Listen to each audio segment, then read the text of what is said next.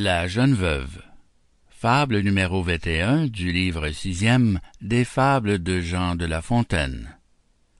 Un enregistrement de Jean Lambert pour LibriVox.org. La jeune veuve. La perte d'un époux ne va point sans soupir. On fait beaucoup de bruit, et puis on se console.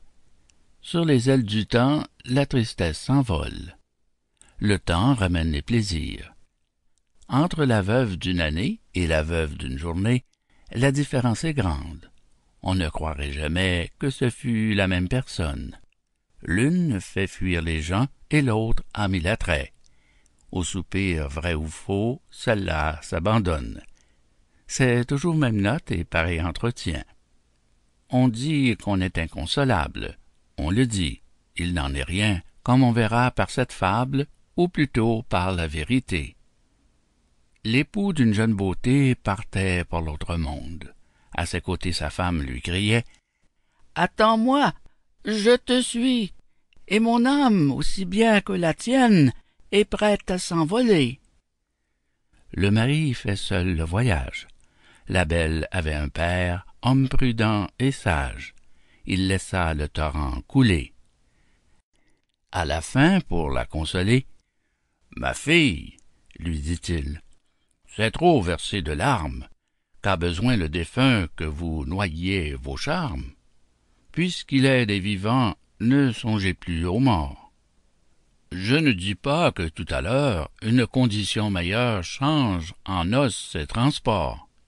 Mais, après un certain temps, souffrez qu'on vous propose un époux beau, bien fait, jeune, et toute autre chose que le défunt. Ah!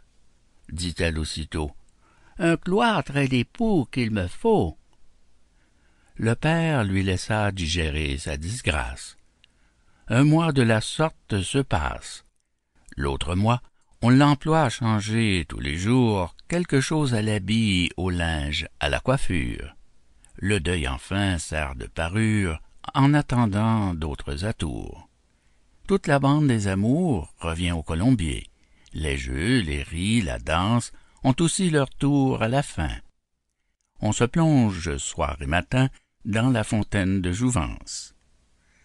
Le père ne craint plus ce défunt tant chéri, mais comme il ne parlait de rien à notre belle, « Où est donc le jeune mari que vous m'avez promis? » dit-elle. Fin de La jeune veuve. Fable numéro 21 du livre 6e des Fables de La Fontaine. Cet enregistrement fait partie du domaine public.